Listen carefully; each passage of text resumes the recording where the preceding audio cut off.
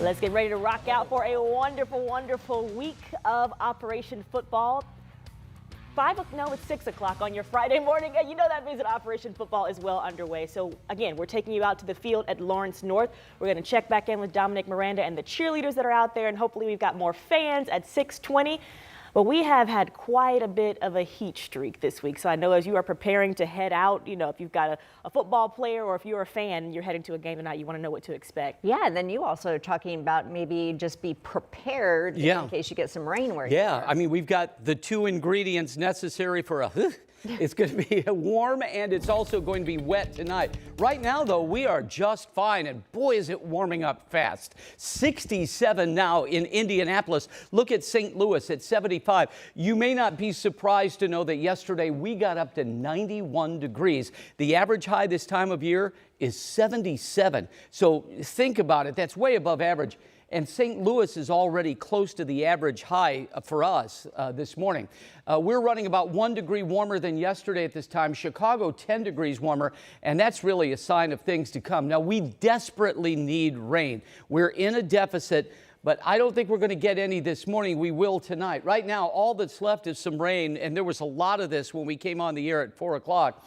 To our north is around Kenosha, Waukegan, Highland Park, Elgin, and downtown Chicago is going to get just a brief shower. But later on today, we will get some rain.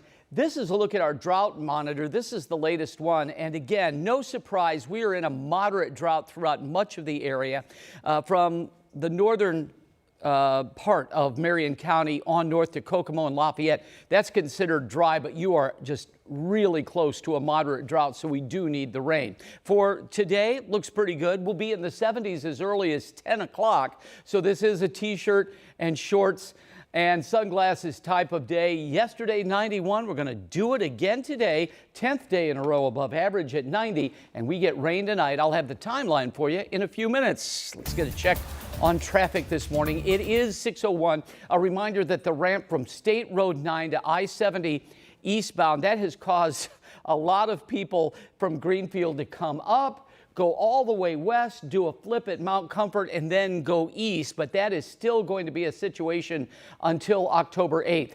This is 465 and I-69 south side. We had some debris in the road earlier this morning that was slowing down traffic, but overall looking pretty good on that area on the south side. I'm still not used to saying I-69 south instead of State Road 37, but that is the situation. A reminder that closed until September 25th, the I-465 westbound ramp in that location to Harding. We'll have much more for you in a few minutes, Julia. Appreciate it, Chuck. Thank you. Well, this morning, an unsealed whistleblower complaint is shedding some light on a $1 billion shortfall in the Family and Social Services Administration. That lawsuit claims insurance and medical providers walked away with millions of dollars from the state because of improper billing. That money was meant to help Medicaid patients across Indiana. Let's get to see a New Yorker who is walking us through how families of some of the most vulnerable Hoosiers are reacting to these new accusations. Good morning.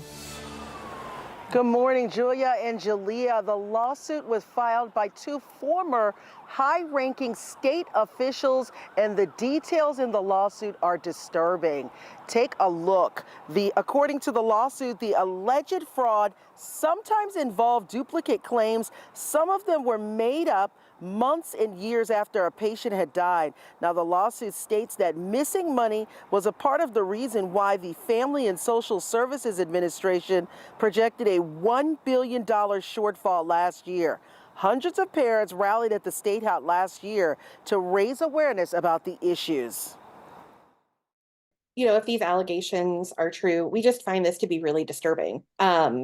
Our families have kind of been made to feel that we've, you know, that we're the problem, and everything was very reactionary through session this year, and with FSSA in terms of how do we fix this financial issue. Now, 13 News reached out to FSSA, but we did not hear back at the time of this broadcast. Now, this is a very complex issue, so we've listed all of the documents and everything you need to know at WTHR.com. Reporting in downtown Indy, Sia New Yorker, 13 News. All right, Sia, thank you. We're getting a look this morning at the moments before a driver hit and killed a woman on Indy's southwest side and didn't stop. We do want to warn you that some of this may be disturbing to see, and this is security video that we have where you can see Alexandria Leal and another person. They pull over on this side of the street, Lyndhurst Drive, as something maybe fell out of her truck, police believe. Leal went into the road to pick it up, and moments later she's hit by a car. Seconds later, you see that driver speed off. Eric Holt with Indy Pedestrian Safety Crisis just says that this month alone, they've already tracked 15 of similar hit and runs. Driving is a privilege, and there are a lot of responsibilities that come with it. And one of those is, if you get into a crash, you need to stop and do what's right. Those first few minutes could be the difference between life and death for someone that is hit. Just this year, Indy Pedestrian Crisis has tallied 99 hit and runs, 16 of them deadly. Right now, police are still looking for that suspect. IMPD says their license plate readers may lead them to finding that driver. Well, this morning we're hearing from the head of Indiana State Police on the IMPD officer shortfall. We've certainly talked a lot about the last couple of weeks here in Indianapolis. Right now, IMPD is down 300 officers.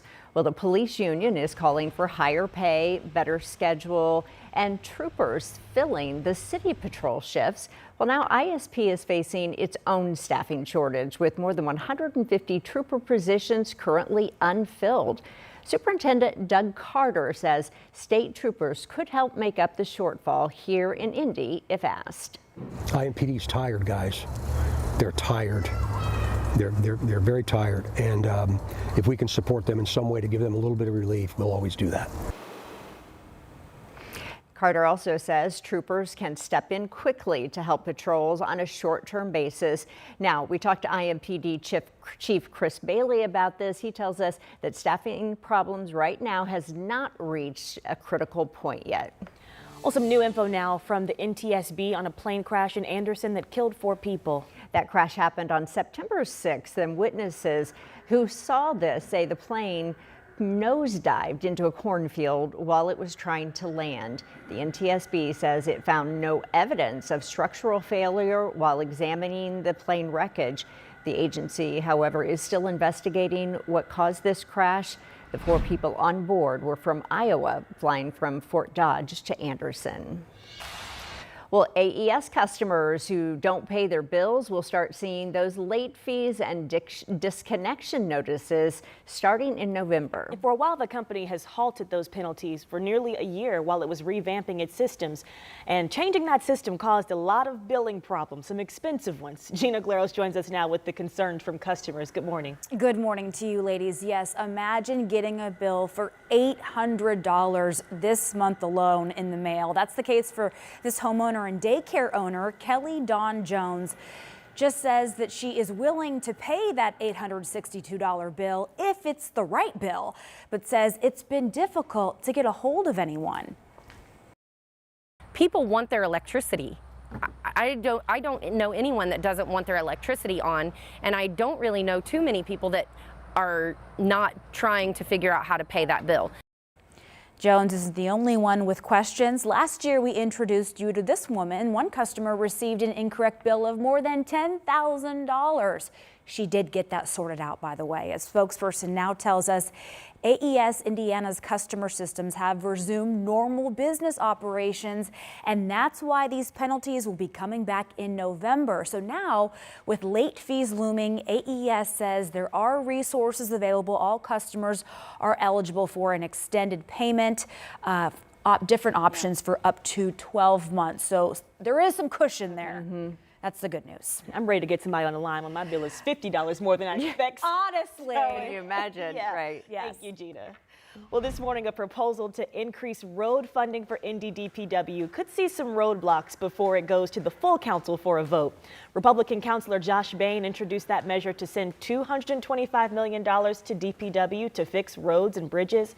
Other city budgets not connected to public safety, though, would be cut, and that money would then shift to DPW.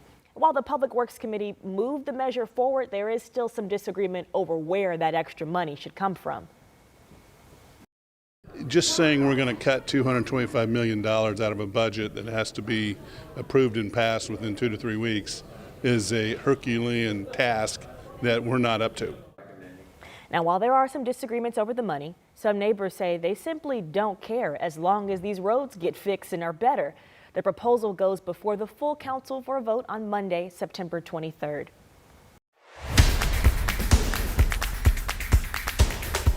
Well, the Fever wrapped up their regular season with, unfortunately, a loss to the Mystics last night, 92-91, another one-point game. Yeah, but not in our favor. We still got some games to play, though. The good news, the Fever and Mystics played in front of a record WNBA crowd of nearly 21,000 fans. Christy Wallace led the Fever with 17 points. Nalissa Smith right behind her with 16 points. And Aaliyah Boston and Katie Lou Samuelson both put up 10. While it was a close game and a loss for the Fever, they're still playoff bound. Now they will play, we now know, the Connecticut Sun in the first round. The Fever only beat the Sun once in their 4 games this year. Now the first 2 games of the best-of-3 series will be in Connecticut, starting with Game 1 this Sunday at 3. And hey, if you want to go, tickets start to go on sale today. All right, race fans, get ready, because in just a few hours, the gates are opening for the Battle of the Bricks this weekend at IMS. And they were already out last night checking out more than 24 cars at the IMSA Street Festival in Speedway. IMS President Doug Bowl says the event really gives the community a chance to connect with the drivers. The first practice begins at 8:20 this morning. The event is all weekend long, and they're going to kind of have a mix of weather, aren't they, Chuck? They will. Tomorrow's going to be hot, but you know, we've had a real hot streak. In fact, we have now had 10 days in a row this September, as you can see here, above average, with yesterday's high up to 91. We'll get up to 90 today, but what we really need is rain. We've only had 1 day with rain this month. We'll get 1 tonight and 1 Sunday and a lot next week. Your forecast is coming up.